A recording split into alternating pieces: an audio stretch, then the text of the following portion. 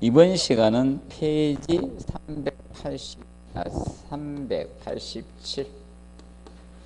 자, 급탕 방식의 분류 개념이 나옵니다. 방식의 분류. 자, 이 분류적인 측면을 보면 먼저 급탕, 개별식이 있고 중앙식인데, 자, 개별식 급탕법에는 먼저 개별식. 자, 이 개별식 급탕법에는 기본적으로 이 세 가지가 있습니다. 특징을 딱딱 정리하면 됩니다. 순간 온수기, 바로 즉시 탕비기라고 합니다. 즉시 탕비기. 그래서 간혹가다 이제 이렇게 쓸 수도 있을 겁니다. 순간 탕비기. 짬뽕에서 자 보시면 순간 온수기 즉시 탕비기 기억하시고, 순간 온수기가 있고 그 다음에 저탕형 탕비기가 있습니다. 저탕형 탕비기. 자, 그리고 기수 혼합식 탕비기가 있습니다. 기수 혼합식. 이 있습니다. 기수 혼합식 탕비기.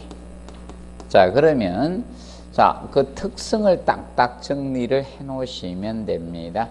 그러면 순간 온수기 즉시 탕비기는 배관의 일부분을 직접 가열해서 데우는 방식이 순간 온수기 즉시 탕비기가 됩니다. 자, 그래서 순간 온수기는 그래서 이 급탕 온수 온도가 너무 높이는 안 됩니다. 그래서 얘는 60에서 70도씨 온수를 공급할 수가 있습니다. 그래서 주의할 거, 얘는 비등점, 끓는 점에 가까운 비등점은 안 돼요. 비등점은 끓는 점을 비등점이라고 해요. 비등점에 가까운 온수를 쓸 수가 없습니다. 왜 그러냐면 얘는 물을 사용해야지 가스가 공급돼서 데우는 방식이에요. 물을 사용 안 하면 가스 공급이 된다 안 된다? 안 되는 거예요. 그래서 데워지지가 않는 거예요. 그래서 얘는 몇 도씩 밖에 안 된다? 60에서 70도씨까지 밖에 안 올라가요. 그래서 그래서 우리가 급탕 표준 온도가 60에서 70인 이유가 이게, 이 정도만 공급해줘도 충분히 사용할 수 있죠. 집에서 돼지 잡을 일이 있어요? 집에서 막 닭 잡고 이런 거 아니죠. 펄펄 끓일 필요는 없잖아요. 맞죠? 그래서 60에서 70도씨 밖에. 그래서 이거는 처음에는 이것이 요거 가지고 시험을 냈었어요. 이게 제일 먼저 냈어요. 비등점에 가까운 온수를 공급할 수 있다, 이렇게 했어요.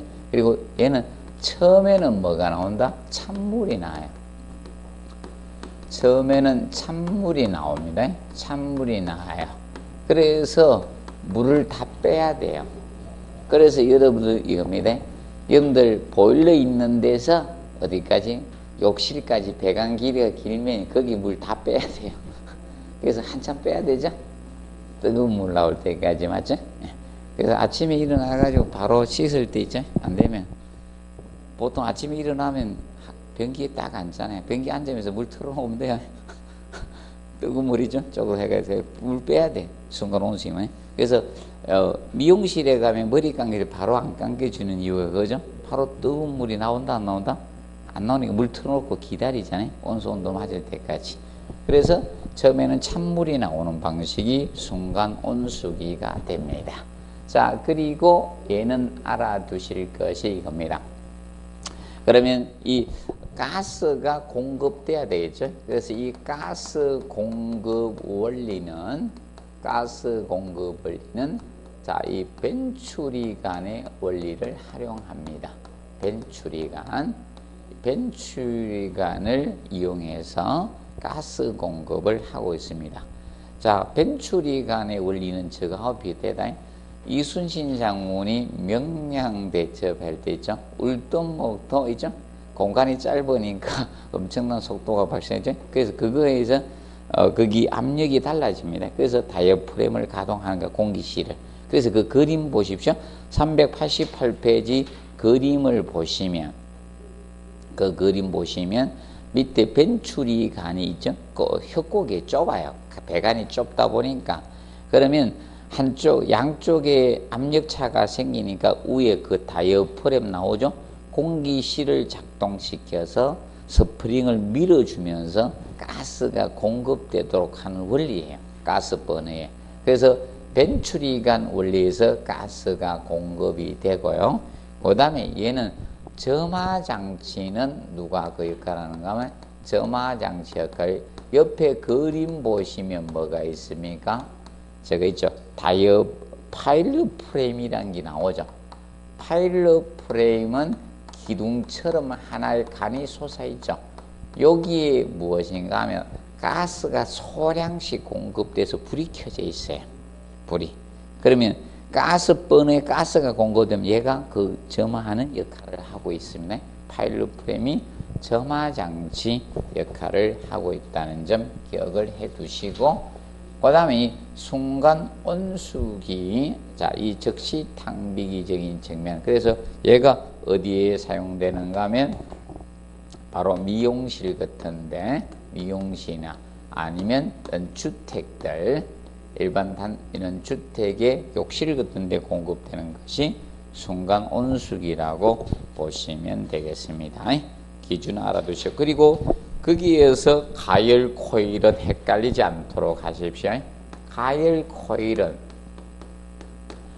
거기 배관에다 가열 코일을 감아놨어요. 구리선을 감았는데, 이 가열 코일은 가열 표면적을 넓히기 위해서, 가열 표면적을 증가하기 위해서 가열 코일을 감아 놓은 겁니다. 간단히 알아두시기 바랍니다. 그리고 저탕형 탕비기는 389페이지 상단에 보시면, 저탕형 탕비기는 모르시면 이걸 기억하시면 돼요. 우리가 편의점에 무엇이 있다? 자, 가면 편의점에서 여러분들이 꿀차나 커피라든지 라면을 끓이면 뜨거운 물을 끓여야 돼요. 그러면 거기 알바하는 점원이 계속 물을 끓여줄 수는 없는 일이죠. 그래서 자동으로 물을 데우고 있잖아요. 그리고 저장을 하고 있다. 온도 떨어지면 자동으로 데워야 됩니다. 그것이 커진 것이 저탕형 탕비기라고 보시면 돼요. 그럼 저탕형 탕비기는 얘는 이제 비등점에 끓는 가까운 온수를 얻을 수가 있는 거예요. 가까운 온수. 그래서 여러분들 이거죠. 저거 보시면 커피를 탈 때, 자, 어떤 물이 뜨거울수록 어떻게 됩니까? 커피 맛이 좋죠. 한번 해봐요. 미지근한 물로 커피 태우면 맛없죠. 그래서 여러분이 물을 커피포트에 끓여야 타는 게 더 맛있죠. 근데 앞에 정수기는 보통 온도가 좀 낮죠. 그런데 초반에는 괜찮은데 누가 앞에서 뜨거운 물을 엄청 뺐잖아요. 그럼 온도가 낮아지잖아요. 그럼 어떻게 됩니까? 맛없죠? 온도가 낮아지죠. 그래서 이제 이 비등점에 가까운 온수를 얻을 수 있는 게 저탕형 탕비기입니다. 그런데 이 저탕형 탕비기는 알아두실 것이, 자, 물을 사용 안 하고 데우고 있으면 이건 열손실인 거야. 물을 데우고 바로 사용하면 열손실이 아니지만, 저장하는 동안 온도가 떨어지면 다시 데워야 되고, 맞죠? 그럼 오늘 이겁니다. 편의점에서 물을 열심히 데워놨는데 아무도 커피 마시러 안 하고 그 탕비기를 한 번도 사용 안 하는데 물을 안 쓰네. 그럼 다 열손실이죠? 아닙니까? 근데 순간온수기 자기 필요할 때 데워서 쓰는 거고, 맞아? 내가 수준을 열어야지 그때 데우는 거고, 맞아? 근데 저탕 탕비기는 그냥 데우고 있는 거야. 저장하고 있다. 왜 저탕 탕비기인가 하면 뜨거운 물을 데웠잖아요. 데웠는데 자기가 저탕조, 저탕이 뭔가, 저탕조가 온수, 뜨거운 물을 저장하는 탱크가 저탕조야. 그럼 본인이 데우면서 저탕조 역할까지 동시에 하는 거예요. 그래서 무슨 탕비기? 저탕형 탕비기라고 하는 거예요. 그럼 이 저탕탕비기는 그래서 열 손실이 어떻게 큰 거예요. 열 손실이 큰 겁니다. 열 손실이 많다는 거예요. 다른 방식에 비해서 열 손실이 많고요. 그런데 얘는요, 자, 이겁니다. 일일이 데울 수가 없잖아요. 맞죠? 그래서 얘는 알아두실 거지. 자동 온도 조절기가 필요한 거예요. 자동 온도 조절기가 필요합니다. 그 자동 온도 조절기가 서모스탯이 됩니다. 그래서 서모스탯 어디 나오는가 하면 그 389페이지 보면 그 11번입니까? 11번에 보면 나오죠. 자동 온도 조절기 그 그림에 보십시오. 그 그림에서 그거만 알아두는데 자동 온도 조절기 보이죠? 11번 그림. 맞죠? 자동 온도 조절기 있죠? 서모스탯. 자, 그거. 그래서 이게 19회 때 낸 거예요. 19회 때 서모스탯을 낸 겁니다. 자동 온도 조절기입니다. 자, 그럼 역할은 저거하고 비슷하다. 여러분들이 저거 보시면 돼. 옛날에, 지금도 그때 다리미 있죠? 다리미도, 자, 바이메탈이죠? 그거 가지고 온도 조절해 주잖아요. 온도가 일정 이상 되면 이제 금속이 이종 금속 가지고 하니까 탁탁해졌죠? 그거 가지고 온도 조절해 주고 다리미는. 그래서 이제 이 서모스탯이라고 하는데 이때 서모스탯이 자동 온도 조절기고 이때 이거 도시기호는 같이 공부해 놓으셔. 도시기호, 도면 표시기호는 이겁니다. 박스에다가 이렇게 배경에 가는 상태에서 여기에다 서모의 약자 T를 TH로 나가요. S로 가는 게 아니라 발음이 저거 발음 있잖아. 그 영어의 발음 애매한 발음이죠. 특히 저기는 잘 안 되는 거. 일본 애들이 발음 잘 안 되는 이제 그래서 요거 알아둘 건 T로 이렇게 써주시면 됩니다. 기억을 해 두시고요. 그 다음에 그럼 얘는 어디에 사용하는가 하면 일시에 다량의 온수를 일시에 같은 시간대 있죠. 같은 시간대에 많이 사용하는 경우 있죠. 이때 사용해 일시에 많은 온수 있죠. 다량의 온수를 쓰는 경우, 다량의 온수를 사용하는 거. 그러면 거기가 어디인가 하면 저런 데입니다. 이런 기숙사 같은데, 기숙사나 여강 종류 있죠. 모텔 이런 거 있죠. 이런데 학교 같은데 이런데 쓰는 것이 저탕형 탕비기라고 보시면 됩니다. 그리고 기수혼합식은 이걸 기수혼합식이라고 합니다. 자, 물이 있는데 이 물 속에 뭘 불어넣는가 하면 자, 이 고압전기를 고압전기를 불어넣어서 데우는 방식이에요. 그러면 전기에 뭘 이용해서 데운다? 잡열을 이용해서 데우는 거예요. 정발 잡열. 2257kJ 배웠죠? 그래서 잡열을 이용해서 데우고, 그러면 이제 잡열을 방출하면 뭘로 되돌아온다? 물로 되돌아, 100도씨 물로 되돌아오는 거예요. 그럼 이 물하고 다시 섞이는 거예요. 전기만 넣어주고 또 물을 어디 다른 데로 가는 게 아니고 물하고 같이 섞이는 겁니다. 현열, 잡열 둘 다 이용했죠. 그렇기 때문에 모든 엔탈피를 다 이용했기 때문에 연료율이 몇 프로다? 100%인 거예요. 그래서 얘는 딱 두 가지만 잘 공부하면 되거든. 연료율이 100%예요. 그래서 이거 가지고 한번 낸 거고요. 그러면 전기를 이용하다 보니까 소음이 어떻게 커요? 소음이 큽니다.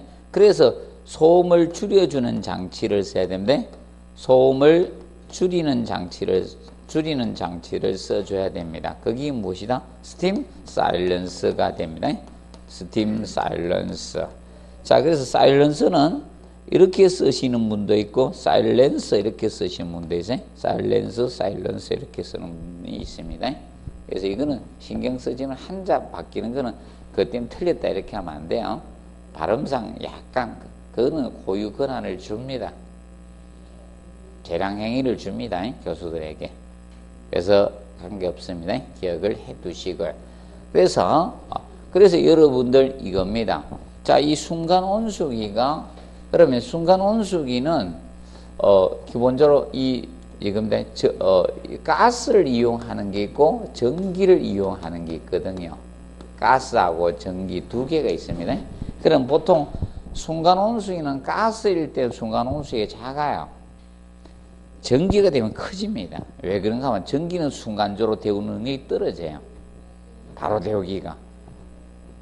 가스 버너는 순간적으로 데우는 능력이 좋습니다. 그래서 일반적으로 이 가스 순간 온수기가 적고 전기 순간 온수기가 좀 커요. 왜냐하면 뜨거운 물을 저장하는 탱크가 어느 정도 있어요. 한 20리터로 설계하는 게 그렇기 때문에 그래서 그 정도 탱크를 저장하게 보통 전기 순간 온수기 크다 보시면 돼요. 그러면 만약에 온수 전용으로 사용하는 거 있죠. 온수 전용으로 사용하는 순간 온수기들은 보면요, 이제 보통 전기는 크고 가스가 작습니다. 그래 보시면 돼요. 순간 온수기 혹시 설치 안 했습니까? 보통 아파트는 저거죠. 동시에 다 하는 거잖아. 난방하고 있죠. 급탕을 동시에. 그래서 보일러가 작아도 되죠. 가스 쓰니까. 난방하고 두 개 해도 작잖아요. 근데 쉽게 급탕용 온수용 순간 온수기만 되게 작아요. 집에 아파트에 좀 큰 이유는 급탕도 해야 되고 난방도 해야 되죠. 둘 다 해야 되니까 좀 크고. 그래 보시면 됩니다. 자, 그 점 알아두시고, 그 다음에 이제 거기 페이지 390페이지 중앙식 나옵니다. 중앙식 개념은 이거죠. 자, 한 곳에 급탕장치 설치해서 배관으로 각 건물 동마다 공급해 주는 게 뭐다? 중앙식이에요. 자, 그래서 이 중앙식의 경우는 장단점이 있죠. 공부해 놓으십시오. 얘는 장단점도 알아두시고, 연료비가 적게 들고요. 연료율이 좋습니다. 개별시에 비해서. 그리고 관리상 유리하고요. 그다음에 총 열량을 적게 할 수 있습니다. 왜 그런가 하면 기구의 동시 사용률을 고려하니까. 자, 예를 들어서 이겁니다. 아파트에, 자, 이겁니다. 동시에 우리가, 자, 이겁니다. 목욕하고 동시에 싱크대에서, 자, 쓰고 이런 거 없죠? 우리 아파트는 동시에 지금 목욕 시간입니다. 몇 시에서 몇 시까지 뜨거운 물 공급 씻으세요. 이런 거 안 하죠? 사회주의입니까? 우리가 그렇게. 맞아요? 그래서 기억하시고, 그래서 이제 동시 사용률을 그래서 좀 적게 해도 된다 이겁니다. 그래서 이게 제일 문제됐던 게 저거잖아요. 시험에도 이거야. 옛날 산업인력강동에서 통계를 내보니까 원서를 내면 시험 안 치러 오는 확률이 있거든. 그래서 여러분들 보통 산업인력관리군 일반 자격증 시험 치는 건 가보면 많이 빠져. 맞죠? 원서만 내놓고 공부 안 해가지고 안 오는데, 근데 이런 국토교통부에서 치는 시험들은 1년에 한 번밖에 안 치니까 공부를 장기간 하고 원서 내고 가기 때문에 어떻게 되는가 하면 원서 내도 치러 오는 확률이 굉장히 높아요. 맞죠? 틀립니다. 빠질 확률이 틀려요. 특히 학원에서 공부했던 사람들은 어떻게? 거의 5%도 안 빠져. 5%도 안 빠집니다. 거의 갑니다. 어쩌다가 아침에 잤는데 못 일어나가지고. 일어나는데 어떻게 됩니까? 제가 오늘 오면서 조금 졸았거든요. 이상하게 오늘 잠이 많이 오대? 막 졸아가지고, 퍽 깨니까, 난 막 내리려고 했더니, 동대구역이라 하대. 동대구역이라 하대. 그래, 다시 졸았으면 또, 어디 보니까, 깨도 보니까, 이상하게 오늘 많이 졸았습니다. 김천구미역이라 하대. 막 쓸 때 다 쓰네. 그래서 이제, 그때부터 이제 일어나가지고 가만히 있었죠. 잘못하면 대전역은 지나쳐 갈 것 같아가지고. 그래서 그런 겁니다. 그래서 이제 우리가 기억하실 거, 뭐 하다가죠? 동시사용료이죠? 그래서 이제 옛날 산업인력관리공단에서 공인중개사 시험을 치는데 동시사용률을 고려해가지고 빠질률을 고려해가지고 시험 문제집을 적게 가지고 왔어요. 근데 그 학교에 전부 다 있잖아요. 거의 학원에서 집중적으로 낸 학원이야. 학교에. 시험을 여기 학원 저 학원 전부 다 학원에서 가까운 데 집중적으로 내고, 맞죠? 학교가 두 개다 그러면 한쪽에서 집중적으로 내잖아요. 맞죠? 아닙니까? 그래 내거든요. 그런데 옛날에 원서를 걷어가고요, 학원에서 한 명이 가가 다 단체 접수를 했거든. 지금은 막 인터넷 접수하고 막 이랬는데, 옛날에 그게 없을 때는요, 원서를 다 모아가지고 가서 냈거든요. 그러니까 다 오거든. 시험지 부족해가 난리 났잖아요. 그래서 막 복사기 돌려가 해가지고, 그 안양 쪽이었습니다. 안양 고시 어떤 학교에서 시험 쳤는데, 문제 못 쳐가 나머지는 기다렸다가 시험 쳤지 않습니까? 복사지 뭐, 복사해가지고. 그래서 지금 어떻게 하는가 하면요, 전부 다 무슨 접수하라고 해놨어요? 인터넷 접수하라고 해놓은 겁니다. 분산시키라고. 옛날의 사태를 갖다가 없애려고. 자, 보시고. 그 다음에 단점, 처음 설치 비용이 많이 되고 전문 기술자가 필요합니다. 자, 그런데 여러분들 자 봅시다. 아파트에 개별식 할 때는요, 자, 전문 기술자 없잖아요. 맞죠? 개별식 전문 기술자. 근데 자, 아파트의 중앙 집중식 때문에 중앙 난방 하고 있을 때거든. 그럼 기술자가 있다. 그래서 설비 과장님이 있는 거예요. 맞죠? 그래서 여러분들 기본적인 거죠. 전기는 기본적으로 필요하고요. 중앙 집중을 하면 보일러 관계된 분도 필요한 거예요. 보일러. 왜냐하면 동시에 둘을 갖다가 다 하락할 수는 없으니까. 맞죠? 그래 되고 있습니다. 그리고 배관 도중에 뭐다? 열 손실이 큰 거예요. 배관으로 각 건물 동마다 공급하니까 배관 열 손실이 큰 거예요. 그리고 시공후 기구 정세에 대한 배관 변경 공사가 어렵습니다. 그러면 단점은 디귿, 리얼에 집중하시면 돼. 디귿과 리얼에 집중을 해주시고, 혹시나. 그리고, 자, 그러면 391표 직접 가열식하고 무슨 가열식? 간접 가열식 두 가지가 나옵니다. 자, 그럼 여기에서 시험이 뭐 많이 나왔는데, 그러면 직접 가열식과 간접 가열식에 대해서 살펴보도록 하겠습니다. 그러면 직접 가열식은 보일러에서 물을, 온수 보일러에서 물을 직접 가열한다 해서 무슨 가열식? 직접 가열식이라 하고, 간접 가열식은 보일러에서 직접 가열하지 않겠다는 겁니다. 그래서 간접 가열식이라고 합니다. 그러면 차이점에 대해서 이제 살펴서 공부해 두시면 됩니다. 그러면 자, 직접 가열식, 직접 가열식과 간접 가열식, 간접 가열식의 차이점은 이겁니다. 기본적으로 직접 가열식의 경우는 보일러에서 물을 직접 가열해요. 자, 그러면 보통 자, 팽창 탱크, 중력 탱크가 있습니다. 팽창 탱크에서 급수관을 타고 물이 들어와요. 보일러에서, 온수 보일러에서 물을 직접 가열하는 방식이에요. 그러면 바로 가열 위치가 어디다? 온수 보일러. 이 가열 위치가 열하는 거예요. 가열 위치가 온수 보일러가 됩니다. 온수 보일러예요. 가열 위치. 이것 때문에 틀린 거예요.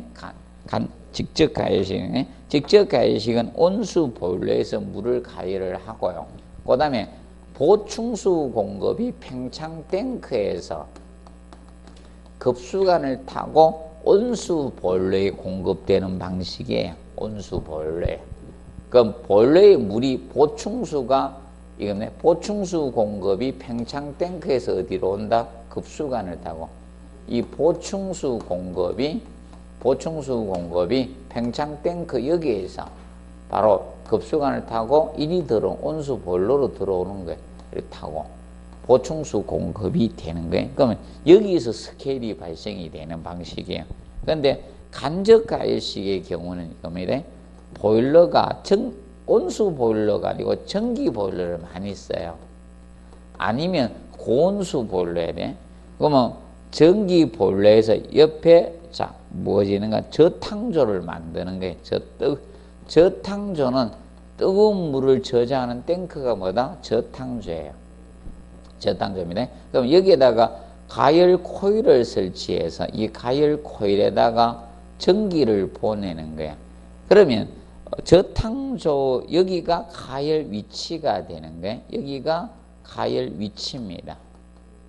가열 위치가 얘는 여기에요. 그래서 간접가열식이라고 하는 게 전기볼은 전기를 만들어서 열매로 공급해 준 역할밖에 안 하는 거예요. 그러면 간접가열식은 팽창탱크가 있으면요, 이 팽창탱크에서 물이 보충수가 급수관을 타고 어디로 공급이 되는가 하면 저탕조에 공급이 되는 거예요. 이렇게 해서 여기 공급이 되는 겁니다. 이 급수관을 타고 보충수가 저탕조에 공급이 되는 방식이에요.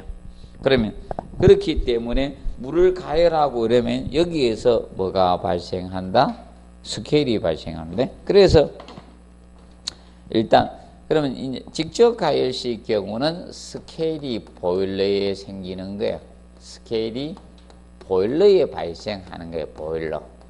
보일러에 발생이 되고요. 그 반면에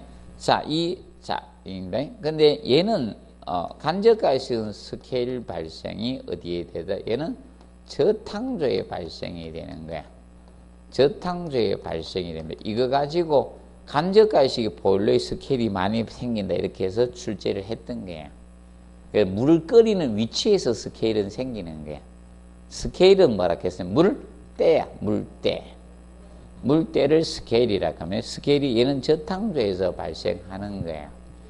그러면 이 직접 가열식은 우리가 알아두실 것이 물을 보일러에서 직접 가열하는 방식이에요. 그래서 그럼 직접 가열하면 보일러 수명이 짧겠어요, 길겠어요? 보일러 수명이 얘가 짧아요. 그래서 얘가 보일러 수명이 깁니다. 보일러 수명이 얘는 길어요. 그럼 직접 가열식일 때는 보일러 수명이 짧습니다. 왜냐? 이게 차가운 물이 들어왔다가 다시 물을 끓이잖아요. 그러면 신축이 불균형 되겠죠? 그래서 수명이 짧아지는 거예요. 수명이 짧습니다. 그리고 직접 가열식은 보일러가 고압을 받아요. 보일러가 고압을 받습니다. 고압을 받아요. 고압의 압력을 받아요. 보일러 압력이 고압을 받습니다. 그 반면에 얘는 고압을 받는 장소가 저탕조예요. 그 저탕조를 압력 용기로 만들면 되는 거예요. 그래서 얘는 보일러 압력은 저압입니다. 보일러 압력은 저압이에요. 얘는 큰 압력을 받을 필요가 없습니다. 그래서 건물의 규모 제한을 받을 수가 밖에 없는 거예요. 그래서 얘는 소규모나 중규모 정도 쓸 수 있는 거예요. 소규모나 중규모 정도 쓸 수 있는 거고, 소규모나 중규모 이 건물에 쓸 수 있는 방법이고, 대규모 건물은 이걸 쓰는 거야. 대규모 건물의 경우는 간접가열식을 쓸 수밖에 없는 겁니다. 간접가열식을 쓰게 됩니다. 그리고 직접 가열식의 경우는 얘는 가열 코일이 필요가 없어. 가열 코일이 필요가 없는 반면에 얘는 가열 코일을 우리가 필요로 합니다. 가열 코일은. 그럼 이때 가열 코일은 동간 종류를 써주시면 돼. 항동간 같은. 그러면 열의 전달이 잘 되면서도 수명이 길어야 돼요? 짧아야 돼요? 길어야 되죠? 만약에 일반 강간 쓰면 어떻게 됩니까? 녹슬어서 안 되죠? 그래서 이거는 동간 종류, 동간 관련된 것을 써주면 좋은 겁니다. 가열 코일은. 기억을 해 두시고, 그 다음에 얘는 보일러를 갖다가 보일러 설치를 두 가지 다 급탕용하고 난방용을 따로따로 설치해요. 급탕용, 난방용 따로따로 설치를 해줘야 돼요. 그런데 얘는 난방용 보일러로 급탕까지 난방용 보일러로 급탕까지 가능합니다. 왜 그런가 하면, 이것은 이것 때문에 가능한 겁니다. 얘는 보일러는 하나라도 되지만, 저탕조를 두 개 만들면 돼요. 급탕용 저탕조하고 자, 난방용 저탕을 따로따로 만들면 되니까 보일러가 두 개일 필요는 없다는 겁니다. 그래서 두 가지 비교해서 우리가 학습을 해 두시기 바랍니다. 그래서 기본적으로 알아두시고요. 그 다음에 물의 공급, 그리고 이제 저거 알아두실 거, 그래서 이제 직접 가열식, 간접 가열식 중에서 어디서 물을 데운다 그래서 저탕주에서 물을 데우는 방식은 무엇이다? 간접 가열식이죠. 그러면 간접 가열식은 뭐가 필요하다? 자동 온도 조절기 뭐가 필요하다? 서모스탯이 필요한 거예요. 서모스탯이 필요한 것은 저탕주에서 데우면 뭐가 필요하다? 서모스탯이 필요하다는 점을 공부해 두시면 됩니다. 그리고 393페이지 보면 급탕 배관 쪽 나옵니다. 자, 급탕 배관 쪽에 보시면 급탕 배관과 관련돼서 급탕 배관. 그럼 급탕 배관에서 배관 방식에 따라서 두 가지로 나누어집니다. 배관 방식에 따라서 단간식과 무슨 식? 순환식. 단간식과 순환식이 있는데 순환식을 다른 말로 뭐라고도 한다? 자, 복간식 또는 이간식이라고도 합니다. 그럼 차이점은 이겁니다. 단간식은 공급관만 설계한 거예요. 공급관인 급탕관만 있는 거예요. 다른 배관을 설치를 안 한 것이 단간식입니다. 그런데 복간식의 경우는 자, 얘는 공급관도 당연히 있고 공급관인 급탕관도 있지만 무슨 관이 일단 순환관이 한수관이 있는 거예요. 한수관 또는 뭐 이걸 반탕관이라고도 하고 또는 순환관 또는 리턴 파이프라고 해서 리턴관이라고도 합니다. 그래서 기억을 해 두시면 되는데 그래서 또는 복기관 이렇게도 칭해 복기관 이런 용어를 씁니다. 근데 앞전에 이렇게 있었어요. 한탕관 이렇게 있었어요.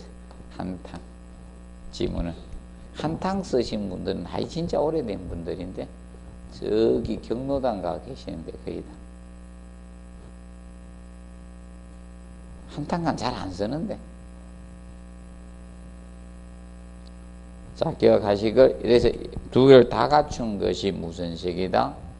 이것이 됩니다. 그럼 여기에서 그럼 당연히 그럼 소규모 건물은 뭘 써야 됩니까? 이거 당연히 얘는 소규모 건물에 쓰는 거예요.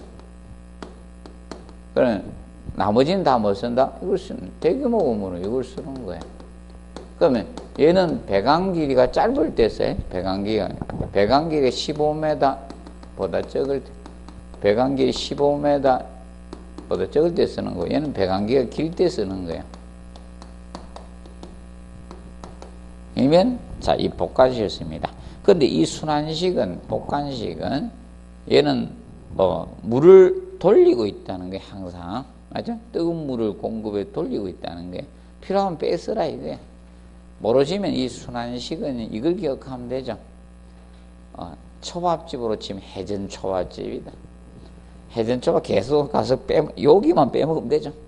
그럼 여러분들 요 일만 하면 되죠. 그럼 그 차이만큼은 찬물이 나오겠죠. 예, 그거만큼 전혀 찬물이 안 나오는 건 아니에요. 초반에 어느 정도는 찬물이 나와. 그렇지만 항상 뜨거운 물을 데우고 있다는 겁니다. 돌리고 있다는 게. 그래서 이거는 항상 온수를 사용할 수 있다는 거죠. 항상 이 온수를 사용할 수 있는 거예요. 장점이. 사용을 할 수 있다는 것이 장점이 되는 겁니다. 그럼 얘는 무조건 뭐가 나올 수밖에 단간식은. 자, 물 빼야지. 그때부터 데우니까 그 배관 속에 물을 다 빼야 돼. 그럼 배관기가 길면요. 그 찬물 다 빼야 돼요. 배관기가 200m 됐다. 그럼 200m만 그 찬물 빼야 돼. 단간식 하면. 문제 심각하죠. 그래서 짧은 배가 있습니다. 자, 그런데 밑에 보면 리버스 리턴 방식 나오죠. 자, 이 복간식은 복간식인데 복간식 중에서 특수 목적을 위해서 쓰는 거죠. 리버스 리턴. 거꾸로 돼. 리버스 리턴 또는 역한수라고 합니다. 역으로 한수한다. 역한수. 그래서 이 역한수 배관 방식, 리버스 리턴 배관 방식은 자, 기본적으로 이겁니다. 자, 급탕을 할 때 일반 직접 한수, 일반 한수하고의 차이점은 이거라겠죠? 자, 이거라겠습니다. 기본적으로. 이렇게 해서 급탕은, 자, 급탕 이 수평주간은 선상향구배. 이 급탕 수평주간이죠? 뜨거운 물은 위로 잘 올라가죠? 선상향구배로 해가지고, 자, 그러면 여기 탕전이 이렇게 있잖아요. 급탕전이 이렇게 있었습니다. 그럼 여기에다가 이렇게 해주는 겁니다. 그러면 선상향구배고 이렇게 급탕 공급을 했어요. 그럼 직접 한수 방식은 이겁니다. 일반 한수 방식은 이렇게 해서 그냥 이렇게 하는 거예요. 이렇게 해서 이렇게 한수하면요. 그럼 여기는 잘 나오고 여기가 잘 안 나와. 그래서 리버스 리턴 방식은 어떻게 한가 하면 자, 이겁니다. 이렇게 했을 때 이 탕전이 이렇게 했을 때 역으로 한수하겠다는 게 역으로. 자, 그럼 이렇게 공급을 했잖아요. 그럼 한수간을 어떻게 하는가 하면 이렇게 해주는 거예요. 역으로 이렇게 되돌려서 이렇게 보내는 게 이것이 무슨 방식? 리버스 리턴 역한수입니다. 리버스 리턴 배관 방식입니다. 그래야지 A와 B 탕비가 있을 때 일반 한수 방식을 쓰면요. A는 잘 나오는데 B는 잘 안 나온다는 거예요. 그럼 이렇게 하면요. A, B가 유량이 균등히 분배가 된다는 겁니다. 그래서 목적은 자, 리버스 리턴 방식을 쓰는 것은 자, 목적은 사실 유량을 어떻게 균등히 분배하겠습니다. 뜨거움을 균등히 분배하기 위해서 우리가 이 리버스 리턴 역한수 배관 방식을 쓰는 거예요. 그런데 배관 길이는 길어집니다. 배관 길이가 길어집니다. 특히 무슨 배관의 길이가 길어진다? 한수간 있죠? 반탄간, 한탄간의 길이, 한수간의 길이가 길어지는 거예요. 그렇다 보니까 시설비는 싸다, 비싸다? 비쌉니다. 시설비가 비싸지는 거예요. 그래서 기억을 해 두시고, 그래서 이제 복간식은 복간식인데, 자, 이 반탄간, 이 한수간, 순환간을 역으로 되돌려서 한수하겠다는 거예요. 그래서 역한수, 리버스 리턴이라고 칭하는 겁니다. 근데 얘는 명심하세요. 시기 때 수시로 냅니다. 얘는 수시로 냅니다. 냈어도 앞으로 계속 언급이 있습니다. 그렇게 보시면 되겠습니다. 그리고 순환 방식에서 중력식하고 무슨 식? 강제식이 있다. 자, 그러면 물의 밀도 차이, 온도 차이를 이용하는 것이 무슨 식이다? 중력식이고, 뜨거운 물은 올라가고 차가운 물은 내려갈 거 아닙니까? 그래서 자연스러운 거. 그리고 강제식이 바로 그 순환 펌프를 이용하는 것이 뭐다? 강제식이 됩니다. 그래서 순환수량식은 미리 앞에서 가르쳐 드리는 거예요. 아까 계산 문제 할 때 미리 해드렸습니다. 아까 순환수량 계산식 가르쳐 드렸죠? 맞죠? 아까 4가지씩 써드렸죠? 자, 기억을 해 두시고요.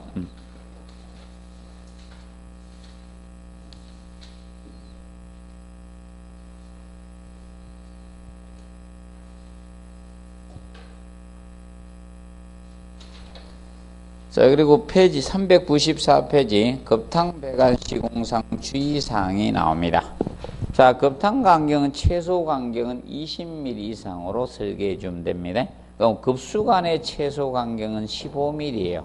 그럼 급탕간이 커요. 급탕간의 최소 간격이 큽니다. 그리고 급수간보다 그래서 한 단계 큰 치수의 것을 쓰면 됩니다. 근데 반탄간은 최소 20으로 하되 급탄간보다 적어요. 최소 기준은 같지만, 맞죠? 뒤에 보면 사실 이겁니다. 물은 사용한 물은 배수관을 타고 내려가지 다시 보일러로 반탕되는 게 아니죠? 상하지 않을 때만 반탕되는 거죠. 맞죠? 그럼 이겁니다. 급탕간이 작다는, 자, 이거는 작다는 것은 뭔가 하면요. 기구, 사용사는 많지 않을 때 작은 거고, 사용하는 사람이 많아지면 간이 커지겠죠. 그래서 차 한 달인데는 도로폭 작아도 되지만, 차 많은데 도로폭이 넓죠. 맞죠? 그 도로폭 넓어도 다 좀 막히는 거 봐. 주차장이죠. 그래서 기준자, 그러면 우리가 알아두실 거 이겁니다. 그러면 그래서 반탕간 외울 필요는 없고요. 급탕간보다는 반탕간이 어떻게 적다, 기억하시면 되고. 그리고 그다음에 배간의 구배 나오죠. 배간의 구배는 경사 두는 것을 구배라 했습니다. 배간의 구배. 자, 그럼 급탕 이 상향식, 급탕은 보통 상향식이 많습니다. 하향식도 있긴 있는데, 그럼 위로 올렸다가 내려줘야 되거든, 공급 방법이. 그런데 보통 이 상향식 급탕법이 많습니다, 급탕기에는. 그러면 이 상향식 급탕법에서 보시면, 각층에 이 공급간 있죠? 그럼 반탕간이 있고 급탕간이 있을 겁니까? 그럼 급탕간은 각층의 급탕 수평 주간은 뭘로 해야 됩니까? 선 상향구배래요. 각층의 이 급탕 이 수평 주간은 얘는 선 상향구배로 가요. 이것은 급탕 수평 주간은 뭘로 간다? 선 상향 아볼링 구배로 가요. 선 상향 구배, 아볼링 구배로 갑니다. 아볼링 구배로 가줍니다. 그런데 보통 반탕이죠. 반탕 수평과 반탕간은 이거는 선 하향 구배예요. 물은 내려가야 되니까 선 하향 구배, 앞내린 구배가 돼요.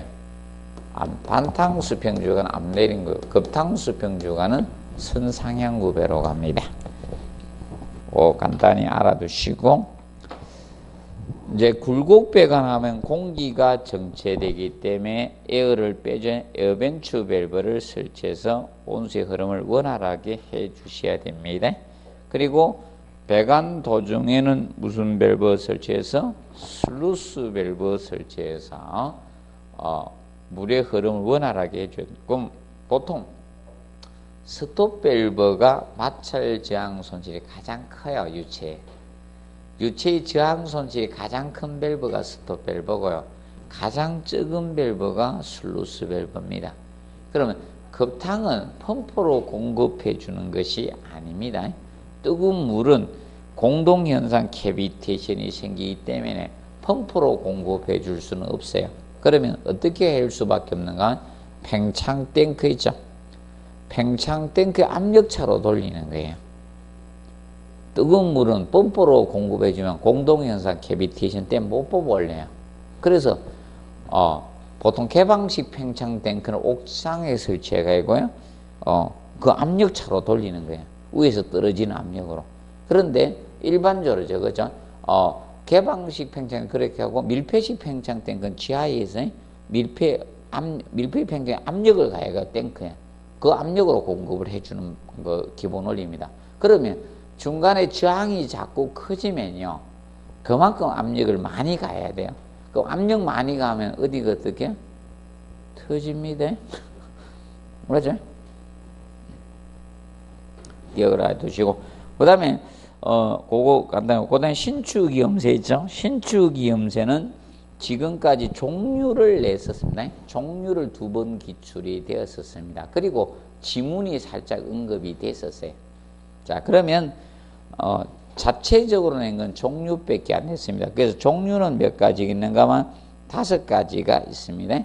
그래서 종류는 스위블 조인트하고, 종류는 스위블 조인트, 스위블 이음새가죠. 조인트가 뭐다? 이음이죠. 조인트 이음 또는 이음새라고 하죠. 스위블 조인트가 있고, 그 다음에 신축 곡간. 신축 곡간은 바로 루프형 이음새라고 하죠. 루프형 이음. 곡간이 있고, 그 다음에 슬리브형 조인트, 슬리브. 그래서 스위블 조인트가 있고, 뭐가 있다? 슬리브형 신축이음, 슬리브형 이음이 있습니다. 이음이 있고, 그 다음에 벨로제형 이음이 있습니다. 벨로제형. 이음새가 있고, 그 다음에 마지막으로 뭐가 있다? 볼 조인트가 있습니다. 볼 조인트. 그러면 우리가 이 종류가 5가지가 있고요. 그런데 아마 시험에 단독으로 내면 얘가 제일 먼저 나올 가능성이 있어요. 그러면 이제 이거는 2개 이상의 뭘 이용하는가? 엘보를 이용하는 거예요. 얘가 2개 이상의 엘보를 이용하는 거예요. 엘보. 그래서 2개 이상 엘보를 이용해서 신축을 흡수해 주는 것이 스위블 조인트가 됩니다. 근데 스위블 조인트는 그래서 얘는 우리가 알아두실 게 2개 이상 엘보를 이용하다 보니까 나사 이음 부분에서 신축을 흡수하다 보니까 누수의 우려가 커요. 그래서 얘는 누수의 우려가 큽니다. 우려가 제일 커요. 그래서 고압배관에 사용할 수는 없어요. 저압배관에 사용하는 거예요. 저압배관에 사용을 하고요. 그 다음에 대표적으로 방열기 주입배관에 얘를 쓰고 있는 라제타. 그래서 방열기 라제타, 방열기 주입배관에 자 신축 이음새로 사용이 되는 거예요. 방열기 주입배관에 신축 이음새로 사용되는 것이 바로 스위블 조인트가 됩니다. 자, 그리고 신축 곡간 있죠. 신축 곡간 루프형 이음은 얘는 말 그대로 구분간을 활용하는 것이 신축 곡간이에요. 그러면 이것도 신축 곡간이라 보시면 돼요. 아파트 있죠. 공동주택에 가스 배관이 가면 고층 아파트 보면요. 배관이 일자로 올라가는 게 아니잖아요. 가닥 디귿자로 굽어서 가죠. 그것도 굽혀 놓은 거예요. 곡간 형태. 그게 신축 없애 주는 거예요. 아파트 층수가 낮은 데는 없어요. 배관이 다이렉트로 가고. 근데 고층 아파트는 가면서 어떻게? 디귿자로 굽어서 가죠. 한 번도 못 보셨습니까? 본인, 참. 여기도 보면 있는데. 여기 오피스텔도.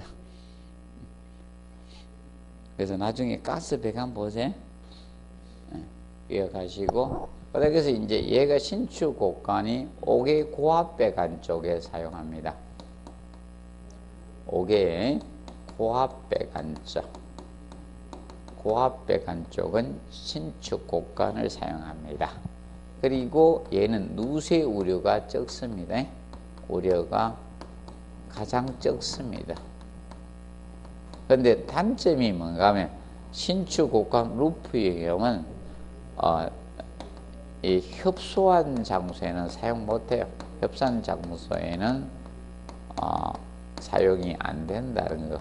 굽힌 배관이 있어야 되니까. 그래서 협소한 장소에서는 사용할 수 없다는 단점이 있습니다. 기억을 해 두시고, 그 다음에 이제 거기 보시면, 자, 이제 신축 이음새 설치 간격이 나올 거예요. 그래서, 간격은, 이제 강간은 몇 메다마다 설치된다? 강간은 30m고, 자, 동간이 몇 메다마다 설치한다? 20m. 자, 그래서 얘는 알아두세요.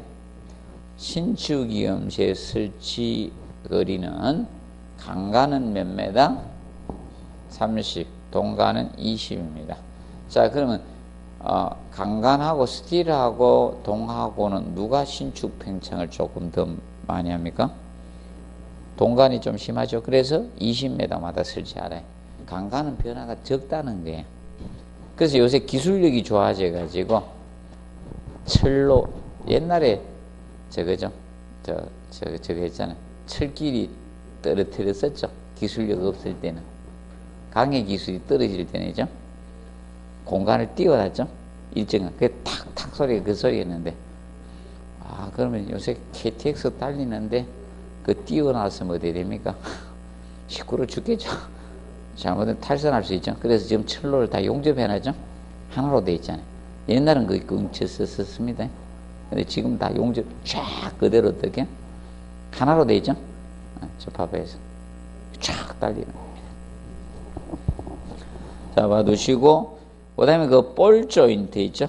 자, 볼 조인트는 자 기본적으로 이거죠. 볼 조인트가 쉽게 이렇게 돌릴 수 있는 거죠. 쉽게 우리 관절이라 생각하면 돼. 보통 다른 거는 이동이 안 돼요. 이렇게 움직일 수 없는 거고, 유일하게 볼 조인트는 자 항상 뭘 기억한다. 관절 기억하면 돼. 관절.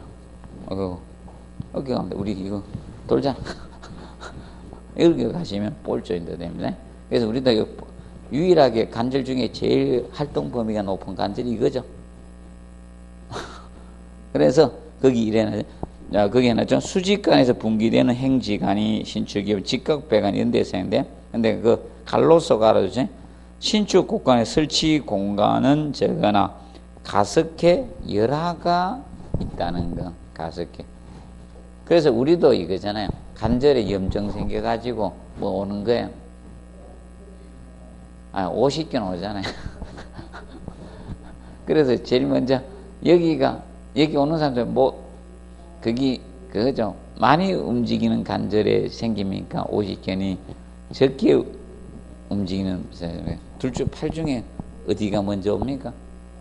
혹시 50견 오신 분 있습니까? 어느 팔이 먼저 옵니까? 많이 쓰는 팔이 옵니까? 적게 쓰는 팔이 옵니까?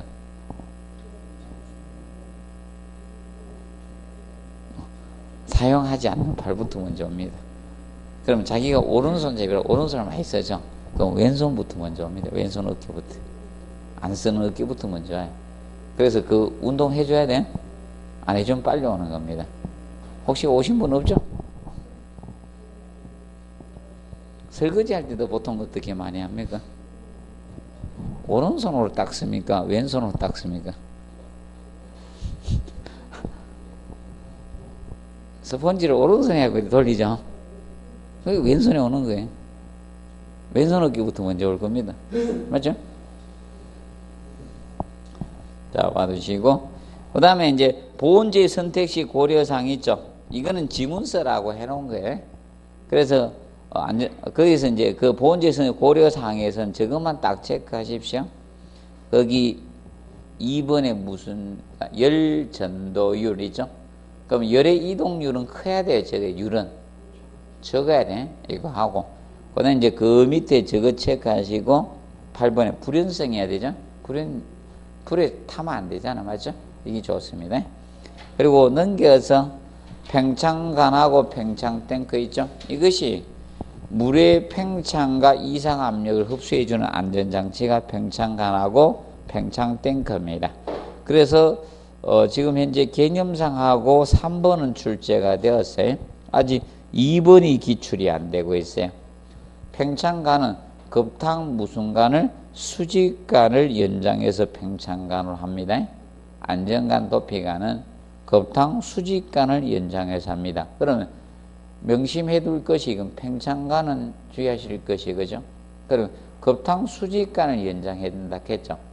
그럼 급탕 수직관을 연장해서 했기 때문에 급탕 수직관하고 팽창관의 간격 무슨 간격이다? 동일 간격이라는 게 같은 간격을 써야 되네. 그러면 간격 축소하면 안 돼요. 자, 이거하고 같습니다. 도로가 넓다가 좁아지면 병목 현상 생기죠. 맞죠? 막히잖아.